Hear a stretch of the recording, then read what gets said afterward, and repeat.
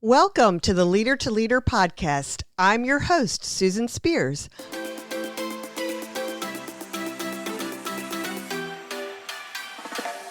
Our guest today is Ryan VanderWijst. He is the CFO of SimVentions here in the Fredericksburg, Virginia region.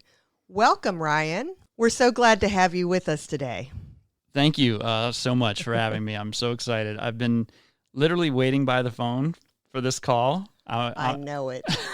Seriously, I'm a listener. I'm a fan of the pod. You know I'm a fan of yours, so I couldn't be more excited.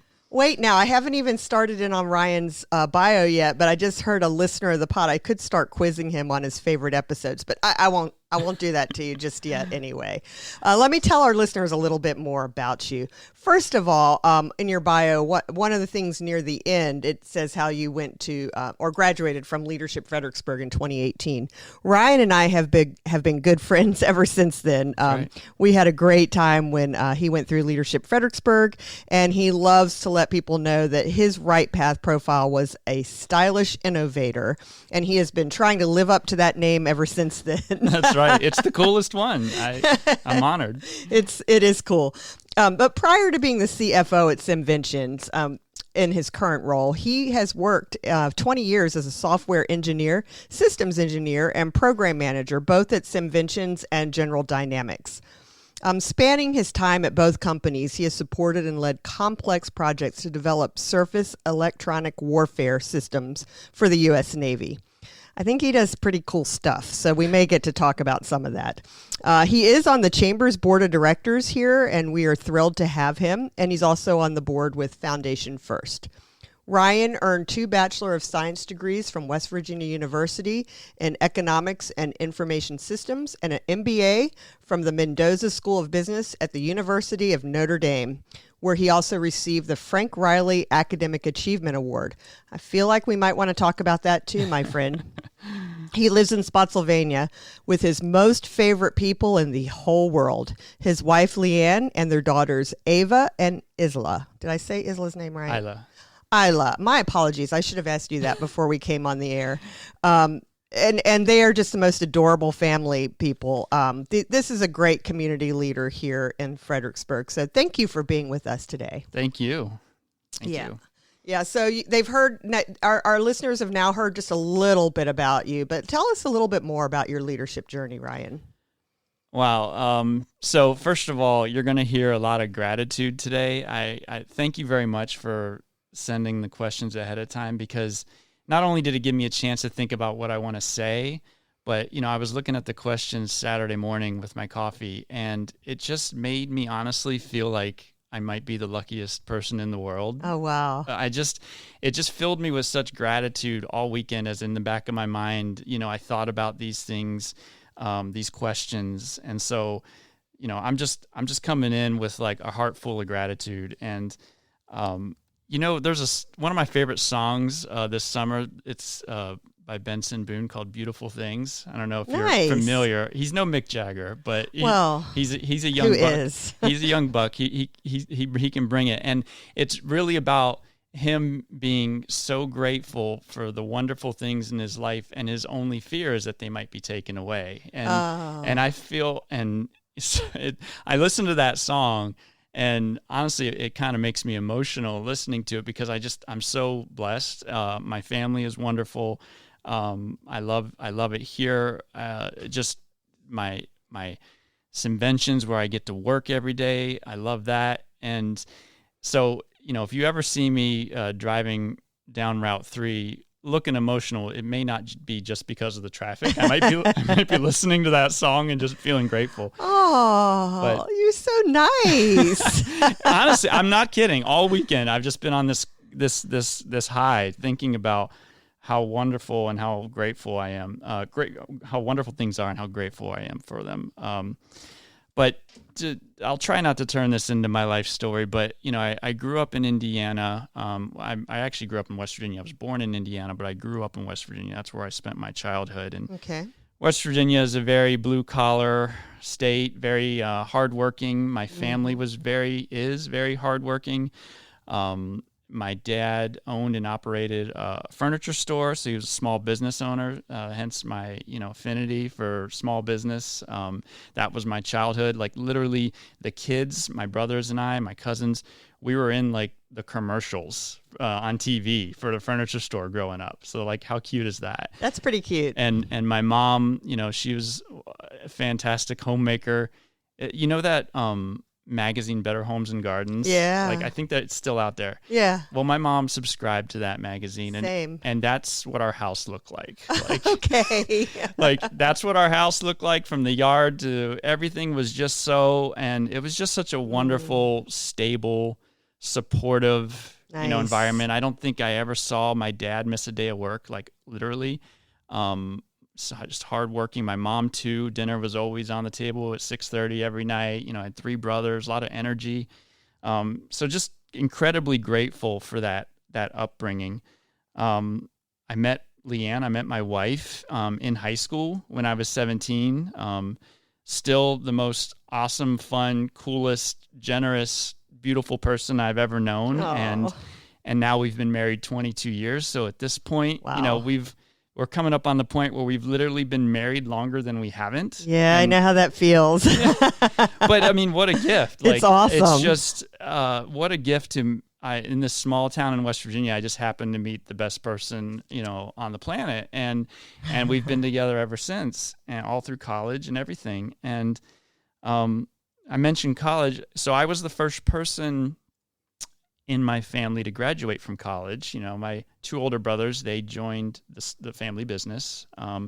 I took a different road, and I think that's probably where the journey, I would say, it started for me, because I was leading myself. I was breaking off, and I was doing something different. Okay. I could have gone into the family business, but I went to school instead.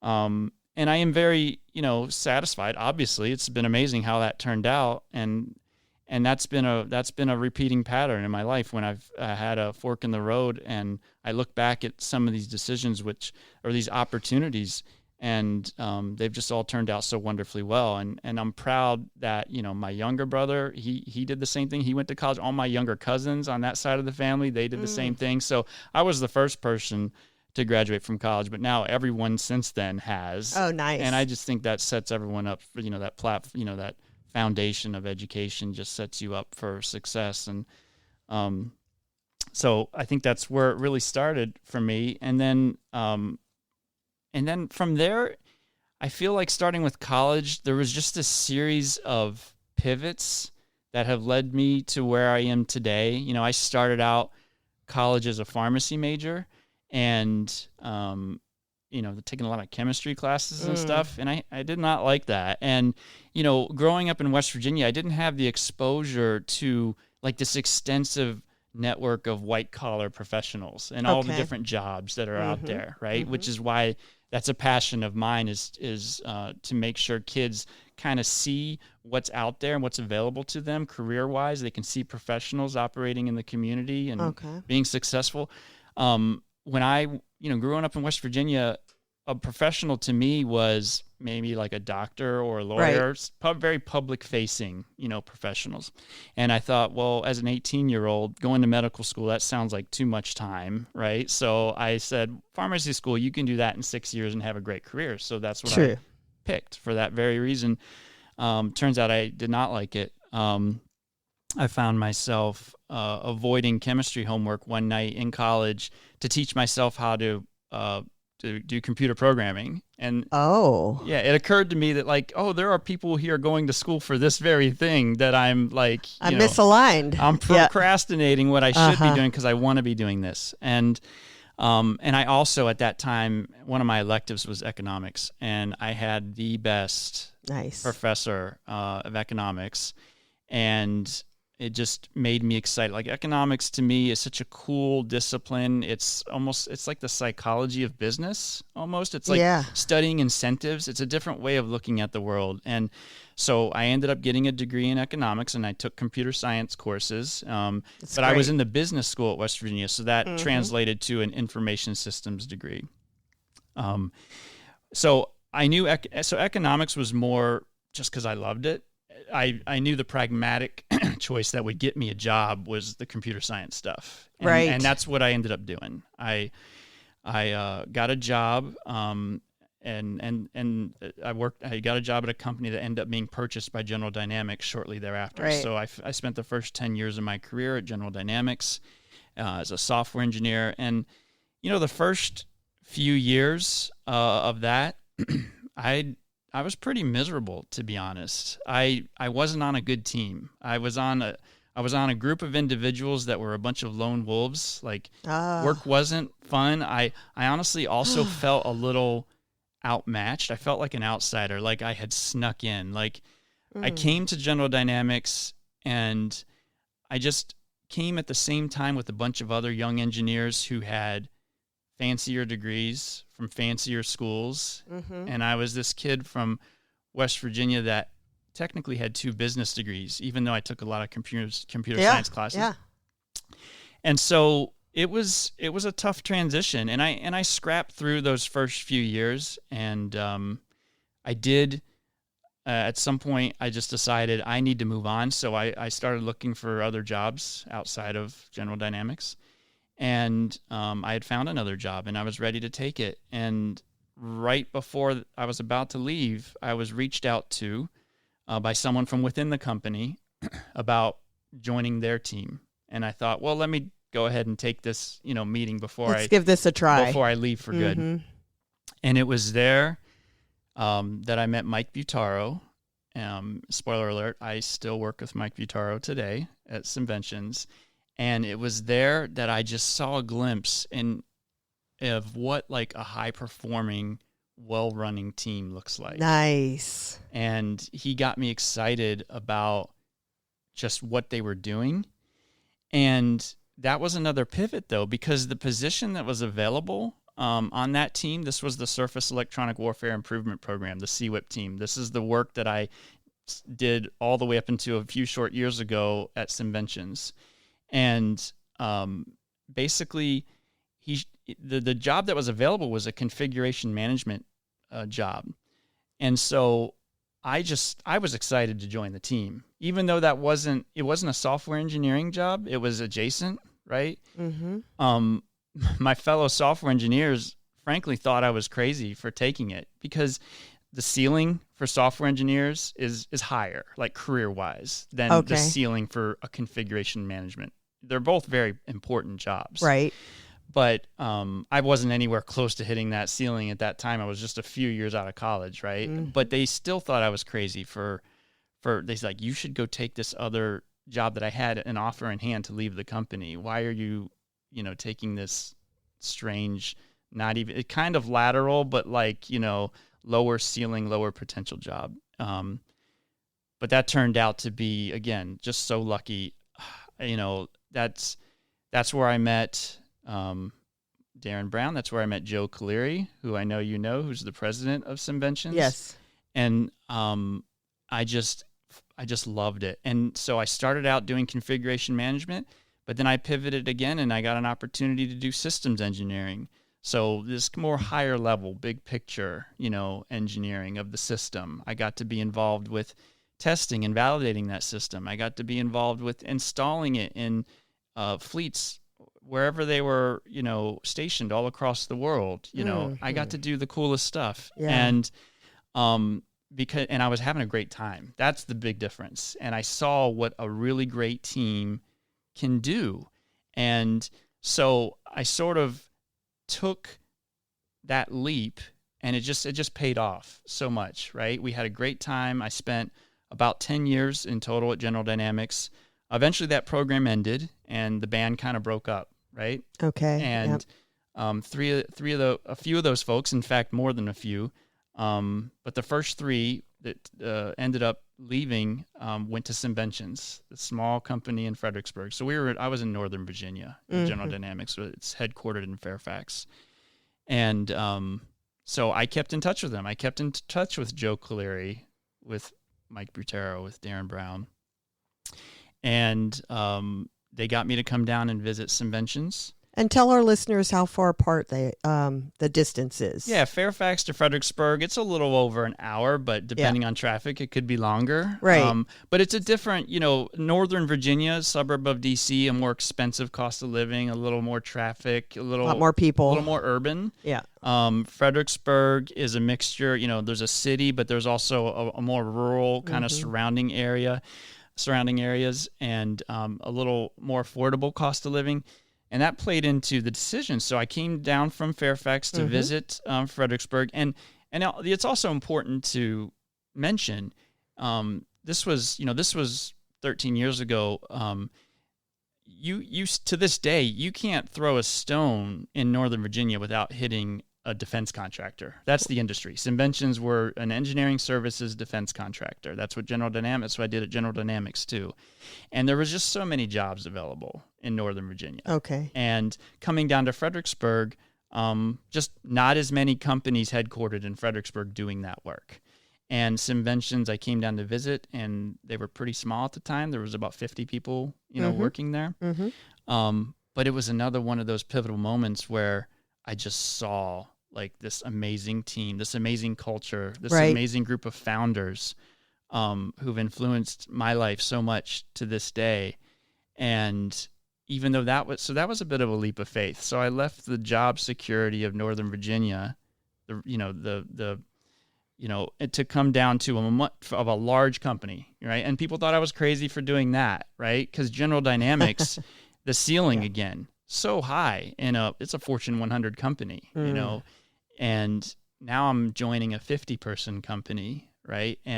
But I was so excited about the team. I was so excited. I had so much respect for the folks that I had worked with previously who had made their way down to SimVentions. I had so much respect for the founders of the company who I got to meet, and so it was a bit of a leap of faith. So I picked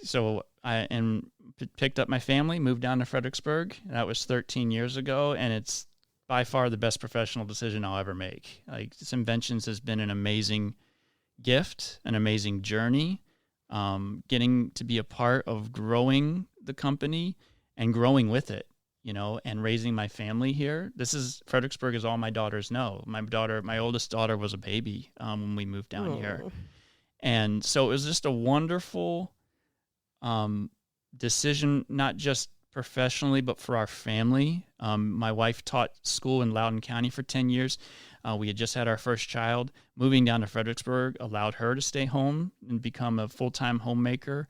And that's been a wonderful gift. So it's worked out so much better than I could have ever imagined. And that's why I feel like amazingly grateful, and again, there's a lot of pivots, and I haven't even gotten to the point where they let me take over as CFO 4 years ago. Like, I was an engineer and a program manager, leading as a director of electronic warfare division.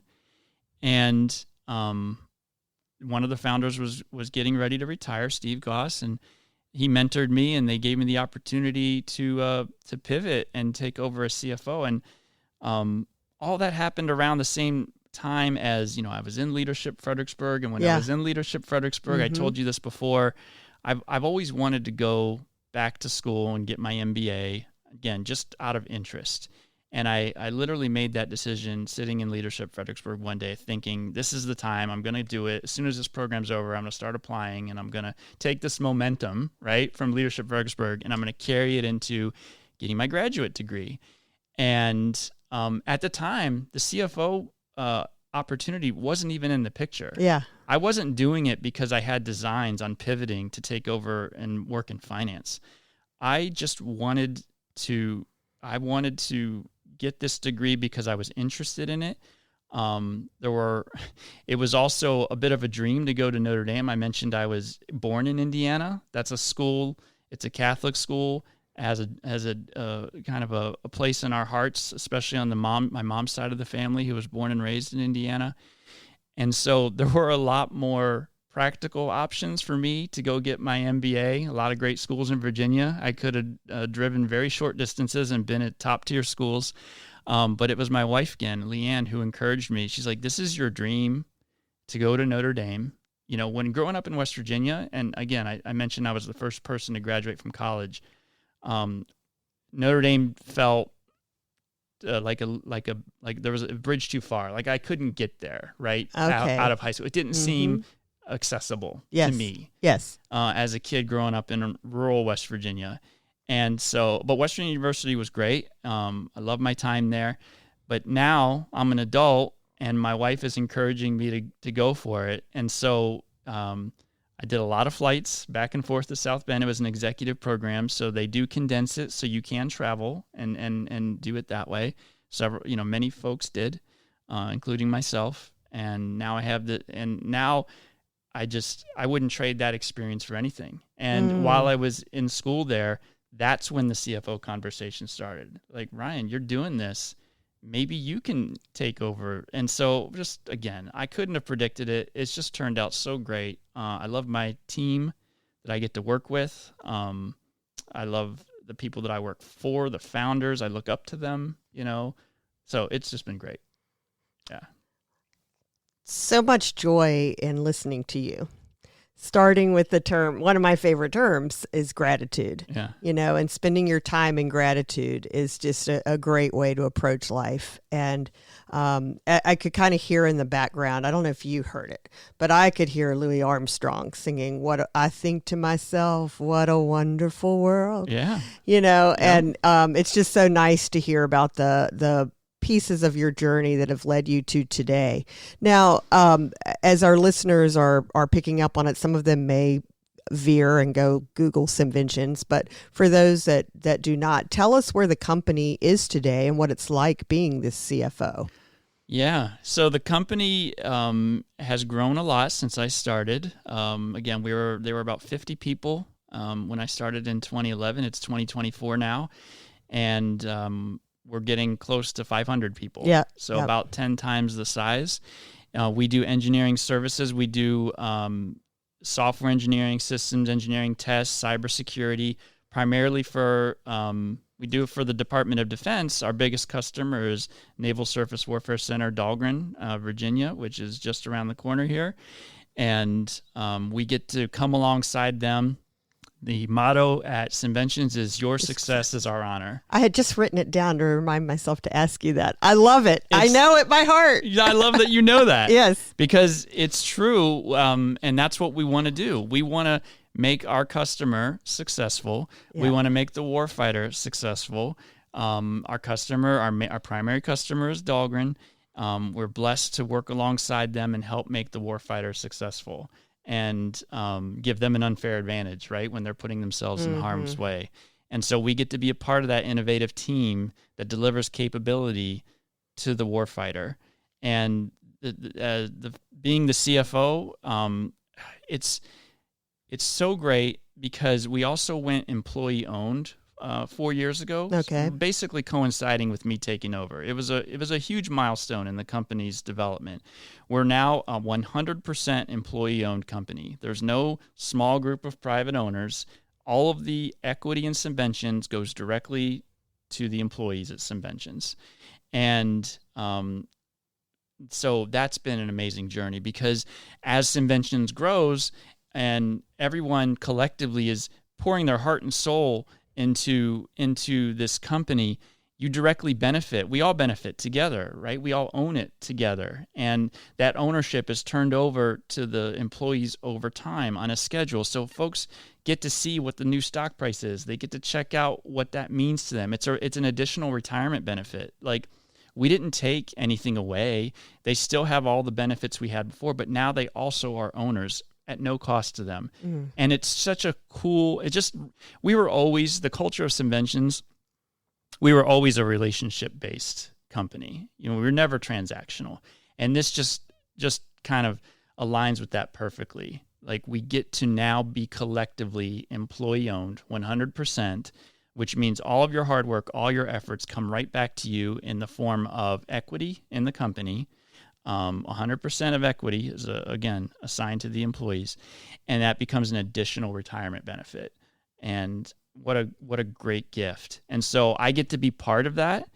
The other awesome thing that I get to be a part of as CFO at SimVentions is we do a lot of philanthropy. It's part of our it's part of our budget. It's not oh, we'll do this if everything goes well and we have a few extra, we have the means.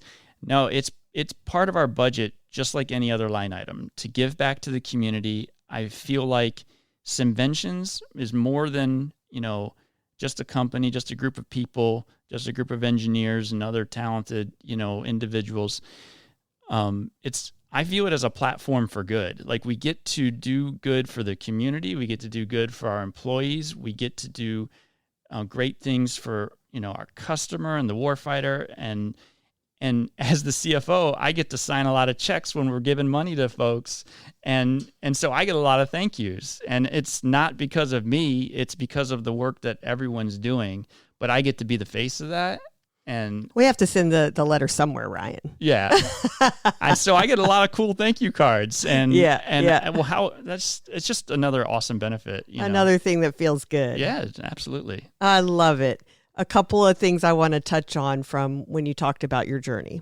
One of the things you mentioned were people that have mentored or had impact on your life. Yep. And obviously anyone listening that's involved with Leadership Fredericksburg knows we have a big emphasis on mentors and that important role in somebody's journey. Tell us about a person or two that has had a significant impact on this journey of yours. Okay. Yeah, I have a few, more than two. But okay.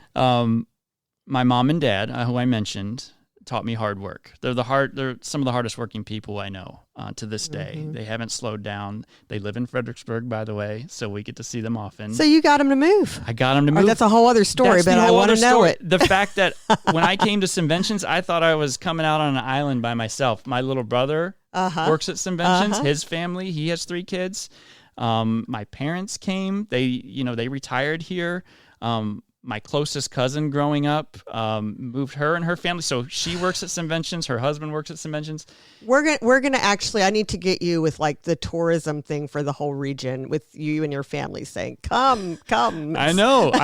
So I thought I was taking this leap of faith and going out on an island. And it's, again, I couldn't have planned it that way. Yeah, that's great. It's the coolest thing in the world. But so my mom and dad live here, just hardworking. My wife, Leanne, she taught me empathy. She taught me warmth. I was listening to a parenting podcast the other day, and they were the guest was talking about what kids need fundamentally boils down to 2 things. They need structure and they need warmth. And sometimes these are like in opposition to each other, right? Structure and warmth. And I feel like in our family, I bring structure and my wife brings the warmth, and they're both so necessary. And my wife makes everything fun.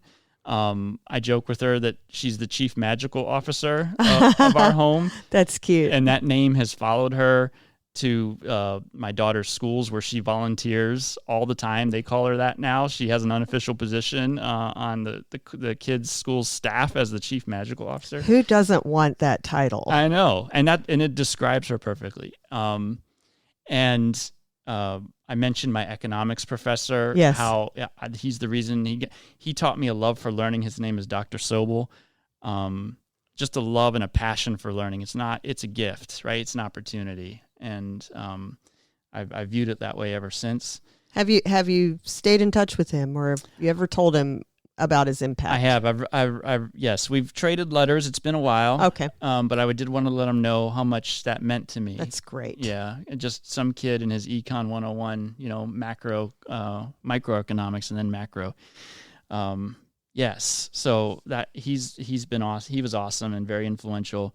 I mentioned Mike Butaro. He's the first person I met when I was about to leave General Dynamics who convinced me to come join the CWIP program, which that's the connection that got me, honestly, to SimVentions. Mike Butaro taught me technical excellence. He taught me he has this beautiful way of giving critical feedback without feeling like he's attacking you. Oh, that's an art. Yeah, he's the best at it. I also met Darren Brown also on that program. He has a gift for rallying people around a cause, getting folks excited about getting something done. And Joe Caleri, he is the current president of SimVentions, and I'm now work directly for him.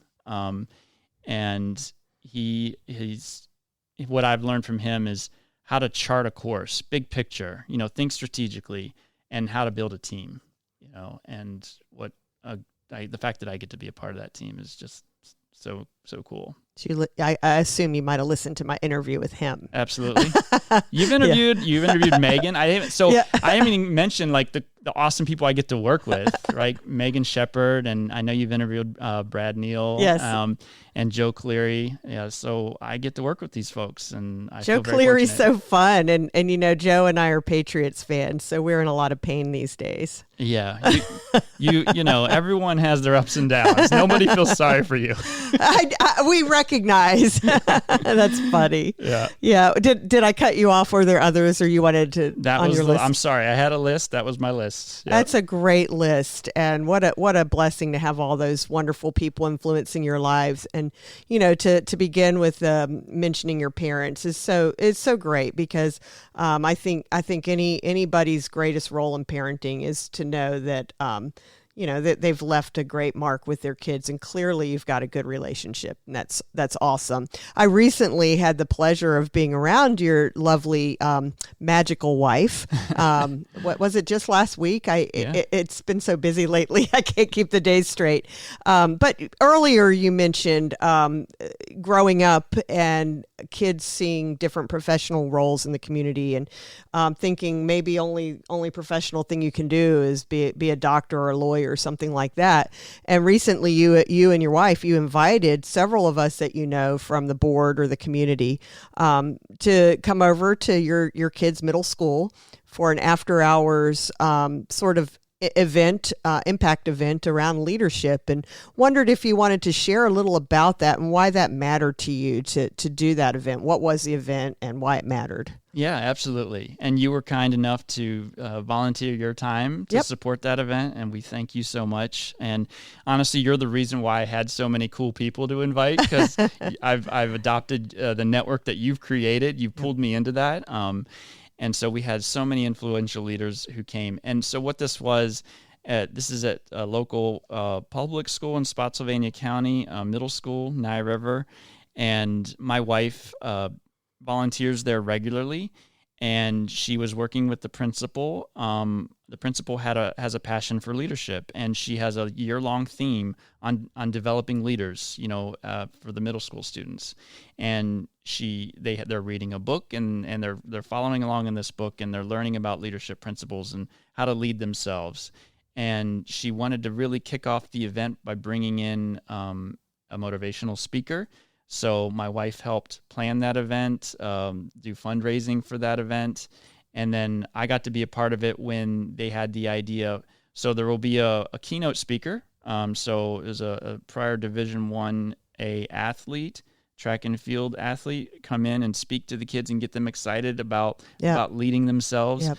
And then the idea was had, well, after the keynote address, we'll do a gallery tour. Well, we'll have this book that they're following has 8 principles of leadership. So we thought, wouldn't it be cool to have 8 leaders in the community represent each one of those principles, and the kids would make their way around to each table and talk to each leader, get exposed to someone who's doing it in the community, and then they would stamp their little passport 8 times, and then they turn that in and they get a leadership bracelet, and hopefully something they remember.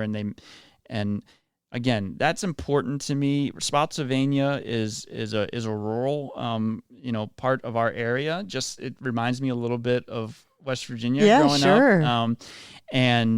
And I think about just wanting to provide as much as I can kids access to what opportunities are available, positive role models, positive influences, just to open their eyes to the opportunities of what's out there. And if I can be any small part of that, I don't take any credit for the event other than the fact that I had great people to call who were willing to volunteer their time and be part of that gallery tour. So I really appreciate everyone doing that, because I feel like that's a gift that we can give these kids, and that's maybe something I didn't have, as much of growing up in West Virginia. Right, seeing some of that. Well, thank you for doing it, and it was a lot of fun. The topic that you gave me was there is no such thing as failure. Right. Well, so I had a lot of fun doing it, and Yes. I put up a little sign that had a list of my failures from being around that age, and it was a lot of fun to reflect back on failing my first driver's test. And the kids are like, their eyes are big, like, oh my gosh, you failed that. And I said, well, my friends that already had gotten their license were driving up and down the road in circles around me while I was trying to take the test. So the written part I did fine on, but the driving part I was so distracted with my friends. And I'm sure when you think about the instructor, he must have been so disgusted with us all, you know, at that age and everything. So I had to go back and retake it, and I did fine because they weren't driving around me. But high school and middle school and all that was always those kind of those friend groups and things that were happening around you, right? Whether they were for the good or the bad. But there's a lot of lessons around that too, on not being a goofball at the wrong time, right? Saving that for, Saturday afternoon. Right. But anyway, it was great to share some of those stories with the kids, and then to also let them know that you learn from every one of those failures or mistakes, and you grow from them. You learn not to repeat them, right, Ryan? Yeah. And then you really leave them behind. I said, I had to think, I hadn't thought about them in years. So it feels so important when you're going through it as a kid, but it really, in the scheme of life, becomes just part of the journey. Yeah, and for them to hear that from you, someone who's got this big, important title and all these responsibilities, and not just read it in a book, right? Yeah. How cool that is. Yeah, it was a lot of fun. So thank you again. And for our listeners, it's just showing you, if you have an idea or something that you think could be cool, look into it and do it. Make it happen. And every little step like that out in the community and giving back makes a difference in somebody's journey. We don't know the impact that we all had on some of those kids the other night, but there's somebody there that saw something that mattered. Yep, that's right. It, yeah. So you and your wife and others made that happen. So thank you for doing that. Absolutely. Thank you. Well, as we knew, our time would go by pretty quickly. So we're going to reach here talking. I'm going to have you back. But what we're going to do is we're going to reach kind of near the end here. I'm going to ask you a couple of things that I tend to ask most that come on the Leader to Leader podcast. And one of those things would be if you have a favorite quote that you'd like to share with us, or motto. I do. One that I've been thinking about a lot lately. So I have a lot of these things that I consider. This is one that's been taking up most of my thought.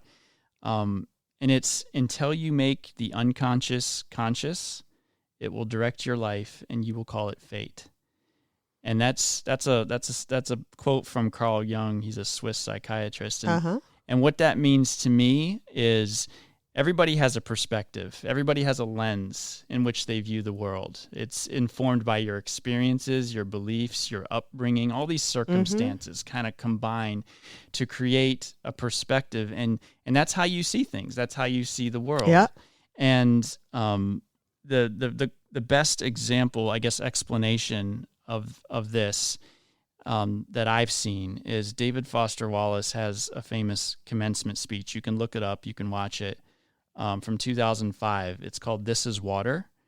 And he starts out his speech with a parable about two young fish swimming along. And then from the other direction, a much older fish, a much other goldfish comes from the other direction, passes by. And when they pass by each other, the old goldfish says to the young goldfish, "Morning, boys, how's the water?" And then they just keep swimming. A couple minutes go by. The young goldfish looks at the other and says, "What the heck is water?" The young goldfish never realized they were living their lives in water. They never knew anything different, right? They'd never been out of the water, so they didn't even know this thing that they lived in that affected everything about their lives. Water. They didn't even acknowledge that it existed, right? And so, to me, goes back to the quote. That's your perspective. That's your beliefs. So I try hard to think about that and step back and examine myself, and why am I making this decision, or why do I think this about this situation or this person? Everyone's got intrinsic biases. Again, it's all informed by your collection of experiences. Do you see in the world, do you see sheep or do you see wolves, right? And folks that see wolves, they might have dealt with trauma in their life, and that's not their fault. That's just how they see things, because they have to see it that way, because they've had to deal with it, because they've had to be defensive. So I like thinking about it and just thinking about, because as I continue to go through this journey, I get to deal with a lot of different folks, and I just try to put myself in their shoes or understand their perspectives and try to understand my own and why I feel about things a certain way. Yeah. I think you're pretty special, Ryan. I do. You're so nice. It's just our listeners are going, he's pretty special too. Yeah, I know it. All right, off script quickly. What's fun? What are the fun things you guys like to do outside of work? Yeah, so my family, our favorite type of vacation is a Disney cruise. Like, that's our favorite. Okay, a cruise. Yeah. All right. So we've done, my girls are, my older one just turned 14 this past weekend. Oh boy. Yeah. But she's still sweet. She still loves us. 14 and 9, but they're still, she hasn't outgrown the 14-year-old. She hasn't outgrown the love for the magical, Disney experience. And we've done Disney World. That's great. It's also super exhausting. For them or you? All of us. It feels like work after like day 3, and that's just my opinion. But the Disney cruise, what a nice combination of all the fun, magical things that Disney's known for, but in a relaxing environment. Okay. And it's such a great combination of, it's a family vacation. We're all together.